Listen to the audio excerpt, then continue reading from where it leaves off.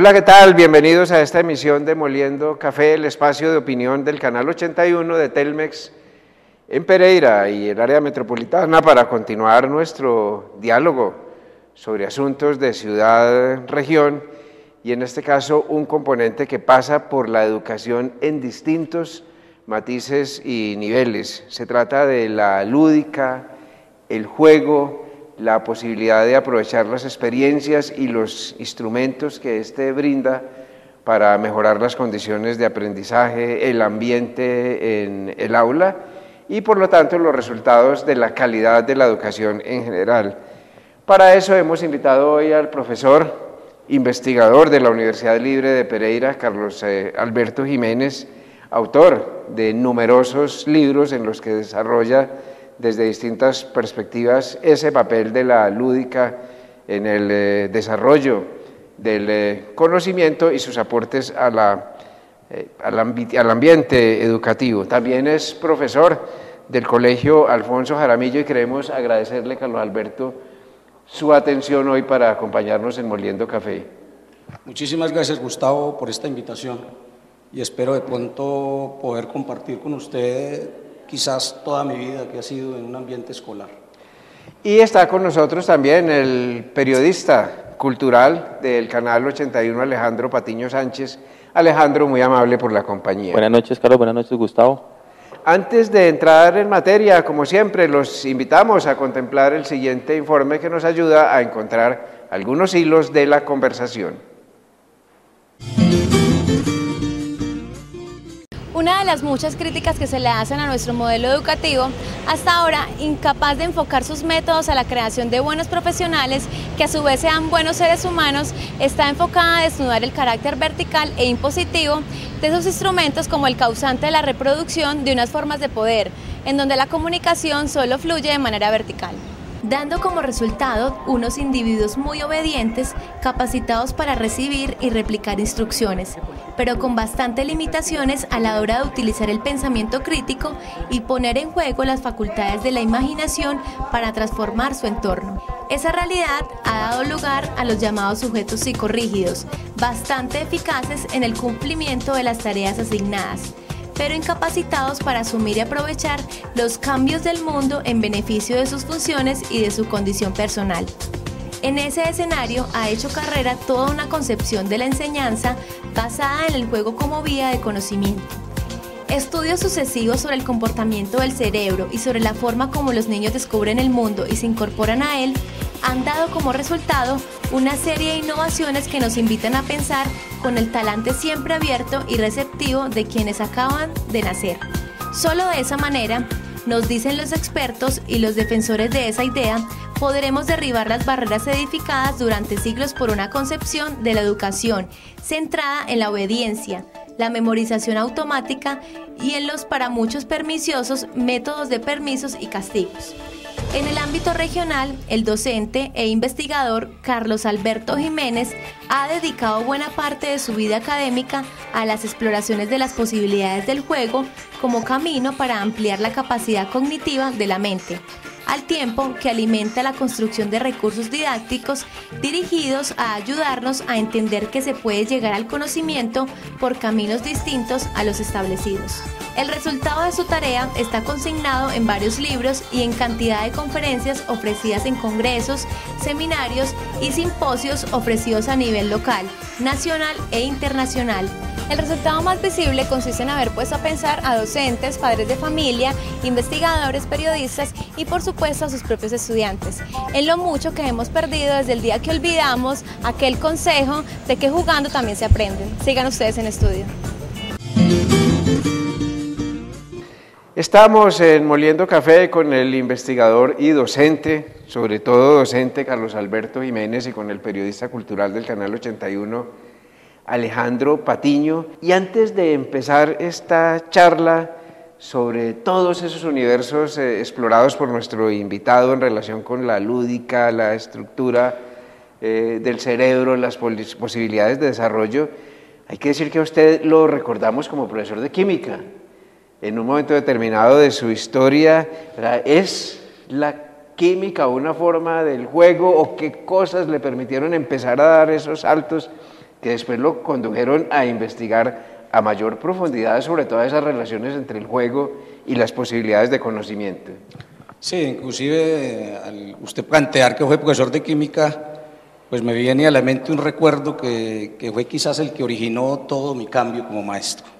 Y lo voy a comentar porque es algo como que tiene una anécdota, y es de que estando yo todo emocionado en un tablero como maestro tradicional, haciendo una imagen de la progesterona, una molécula bastante compleja, uno de los alumnos míos de grado 11 me dijo: profe, ¿y eso para qué sirve? Por primera vez en mi vida sentí unas palabras y sentí prácticamente casi que un frío epistemológico. Me senté en mi silla, volteé a mirar al muchacho y le dije: sí, mijo, usted tiene toda la razón, mijo. Eso que estoy haciendo allá en ese tablero no sirve para nada. Y eso fue lo que originó la primera reflexión en mi vida, cuando me acerqué ante el señor rector Humberto Bustamante, por allá en el complejo La Julita, y le dije: Humberto, no quiero trabajar más química, por favor, mándeme para donde los niños. Y ahí fue donde comenzó mi vida. Trabajando con niños logré comprender todo este ambiente de la necesidad de transformar la escuela. A diferencia de Saulo de Tarso, usted no se cayó del caballo en el camino de Damasco, sino que lo tumbó una molécula. Exactamente, me tumbó una molécula. Bueno, Gustavo, pues yo antes de empezar pues estos temas sobre educación y sobre lo que uno opina sobre estos asuntos, pues hago una aclaración primero a los televidentes, que yo antes pues de ser periodista, inclusive pues era periodista, pero ocupaba mi tiempo también en ser educador. Pues tuve una experiencia más o menos de 9 o 10 años como educador en el sector privado, que eso obviamente tiene sus diferencias con el sector público, y cierta vez sentí algo parecido a lo que sintió nuestro invitado, de que le preguntaban a uno de los muchachos: ¿para qué me sirve eso? Entonces es un cuestionamiento bastante fuerte para uno, porque uno nota que, pues primero, que lo que uno quiere transmitir no está llegando como debería llegar, y también uno siente como ponerse en el puesto del otro, en ese sentido del estudiante, cosas que no pasa por hablar con muchos profesores que son oídos sordos a ese tipo de situaciones. Entonces uno tratando como de ajustarse a esa discusión en el interior del aula de clases, pues muchas veces echa mano de esas diferentes actividades lúdicas, simbólicas o de apoyo, bueno. Sin embargo, había dos cosas que yo siempre veía y que siempre eran obstáculos, y lo que me hizo pues de pronto dejar la docencia y engrosar pues ya más la otra actividad que siempre he hecho, que es el periodismo, y a la cual me dedico hoy en día ya en su totalidad. Y es que primero, nunca lo formaron a uno como docente para ser un docente integral, de que además de un componente académico, un contenido, debe haber unas actividades o unas estructuras para llevar ese conocimiento de una forma. Yo soy licenciado de la Tecnológica, pero nunca recibí esa educación de esa forma. Y lo otro es, en los colegios donde trabajaba casi nunca había campo, o sea, nunca había espacio, el tiempo, o por lo menos, digamos, el material didáctico para uno ejercer ese tipo de cosas. Entonces, ante esos dos obstáculos siempre me encontraba, y siempre veía que lo lúdico en la educación, que uno lo veía como una necesidad, terminaba siendo como algo forzado, como para uno decir, bueno, para que el estudiante no se sienta mal, pero no era como el lleno, esa fue mi experiencia personal como docente. Y ubiquémonos en esa aula de clase, el pobre estudiante paralizado frente al mapa o al diseño de la molécula en cuestión. El asunto no es que no sea importante conocer cómo operan las moléculas ni cómo funcionan, sino encontrar el método para que el estudiante se entere de que es muy importante. Y ahí es donde empieza el papel suyo como investigador. Sí, yo pienso que eso debe ser así, ¿cierto? Es decir, cuando uno empieza a sumergirse en esa práctica, y que es una práctica tradicional, porque sinceramente, y me da tristeza comentarlo, ¿cierto?, la escuela es un espacio de tedio y de aburrimiento. Eso es un hecho real. Las filas, y hay que partir de eso. Es una escuela que, a mi modo de ver, y me excusan que sea tan radical, no debiera de existir en estos momentos. Nosotros necesitamos una escuela nueva, una escuela que pueda comprender estas nuevas culturas, ¿sí? Por eso el interés mío no solamente fue a través del juego, sino introducirme algunos elementos de neuropedagogía lúdica y poder entender el cerebro humano, para poder mirar eso que usted plantea, cómo la realidad de las aulas de clase Si usted entra a cualquier colegio y entra a cualquier universidad, es la misma caricatura. Todos los profesores están frente a un tablero manejando un método frontal o un método expositivo.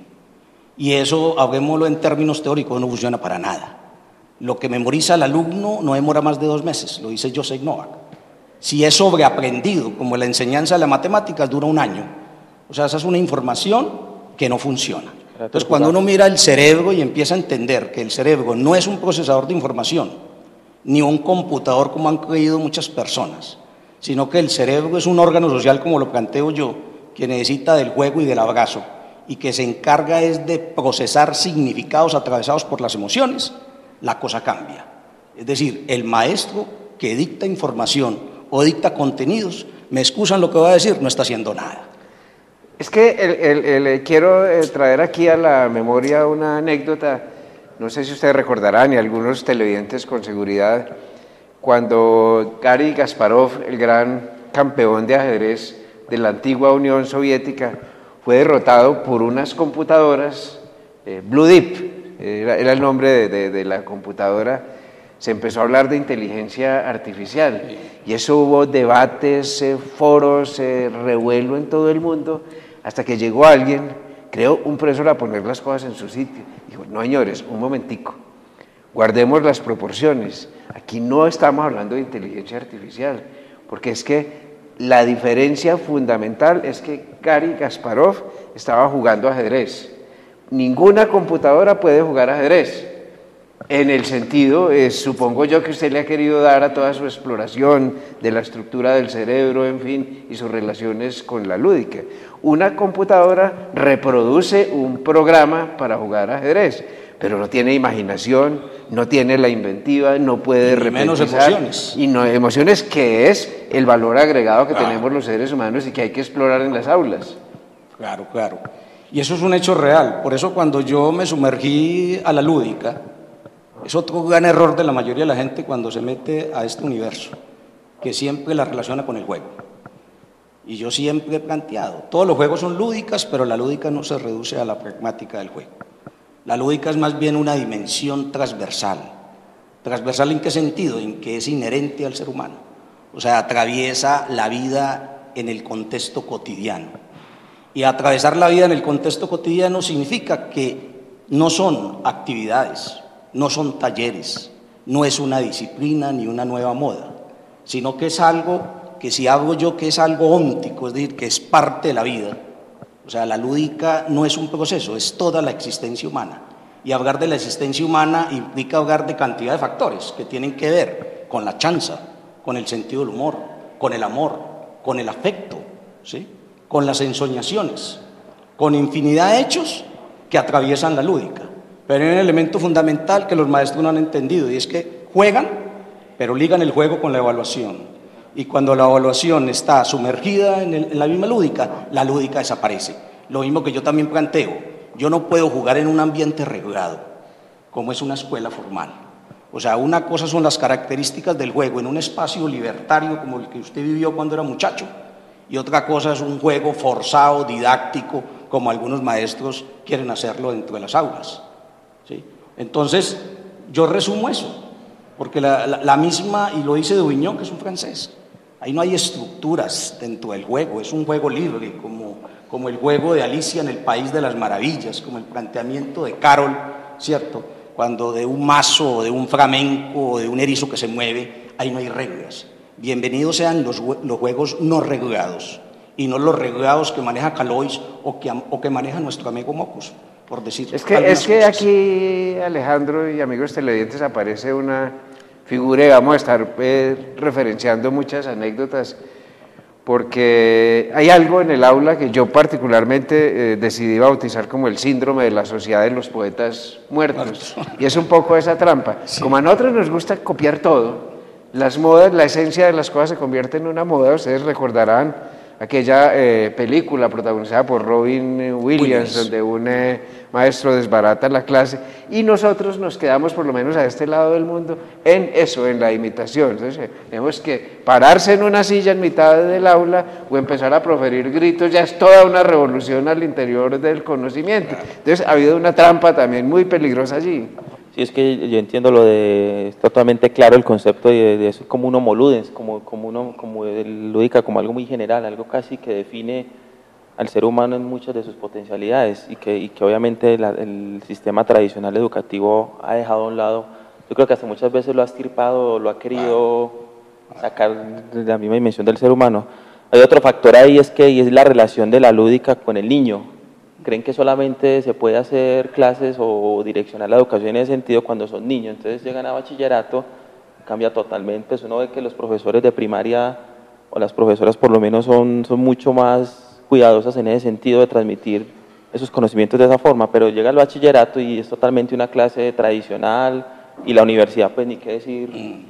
Alejandro, permítame que te interrumpa ahí. Mira, por ejemplo, que eso es otro gran error. Siempre ligamos la lógica del juego con los niños. Claro. Yo creo que uno de los retos más grandes que uno tiene es precisamente con los adultos. La semana pasada yo terminé en la Universidad Libre una jornada lúdica, en la cual participaban todos los alumnos universitarios. Se llamaba Jornada Lúdica de Autoevaluación y Acreditación. Habían más de 25 módulos recreativos, 8 están en el cual todos los muchachos jugaban y presentaban esa opción. Mire que ese es un reto mucho más alto que uno jugar con niños, porque el niño por naturaleza, y usted lo plantea, es lúdico. O lo que dice Huizinga, el juego es más viejo que la cultura, es desde el vientre intrauterino el niño juega. Inclusive desde las 11 semanas el niño ya está